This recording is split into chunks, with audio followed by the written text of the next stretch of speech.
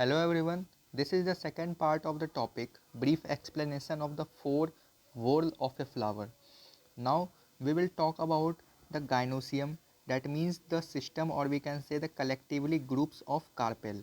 These carpels are basically the female reproductive part of the flower, and these gynoeciums is also refers or also known as the name by pistil. This it is also composed of one or more carpels, and it consists of three parts. Basically this is made up of three parts, that is the stigma, style and ovary. We will look after each and every part. First one is stigma. That means stigma is the upper, or we can say the terminal knob like part structure, and it is the basically the landing place for the pollen grains during the pollination. This is a tube like structure. If you look at the diagram, here is the top, this is the stigma, a tube like structure, or we can say a knob like part where the pollen grains land, and from here it moves to the ovule. Now the second part is the style. This style is a tubular cylinder stalk which connect the stigma to the ovary. We will look in the diagram that the stigma at the top and at the ovary, this is the portion, or we can say the cover like structure, that is called by the name ovary. This stigma connects the ovary with the style.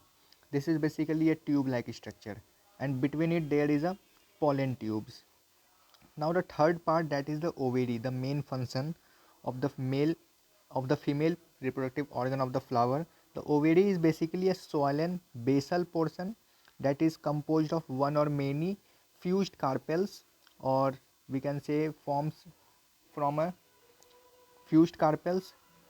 The inner cavity of the ovary may be in the single chambers, or we can also say it is divided into several chambers, or these chambers are called by the name loculus, and each loculus containing the ovule. We will look at the diagram here, that in the ovary, that means this is the cover, and inside this there are many chambers present here, and each chambers consist of the ovules, and the chambers name are called by the name term loculus. So this was about the gynoecium, or we can say the carpel, the female reproductive part of the flower, and the parts related to the diagram. Now we will look at the topic placenta. What does this term placenta means? It is basically a tissue that attaches the ovules to the wall of the ovary. Now this is a large view of a diagram of a placenta, where we will able to see that there are chambers present. Basically there are four chambers, and each chambers are known by the name loculus, and each chambers consist of the ovules. Basically placenta is that tissue that attaches the ovules to the wall of the ovary.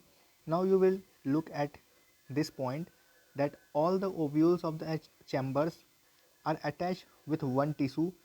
This tissue is known by the name placenta. Now this attachment, or this arrangement of the placenta is known by the term placentation.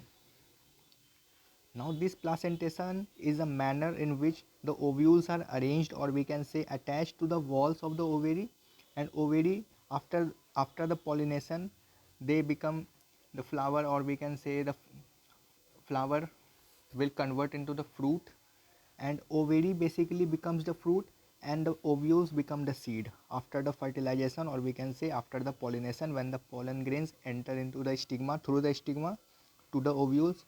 When ovules and the anther, and the pollen grains will attach, or we can say will fuse together, the fertilization process will begins, and after that the ovary becomes the fruit and the ovules become the seed. So this was the last topic of the chapter flower. In the next video we will talk about the another chapter. Till then, thanks for watching.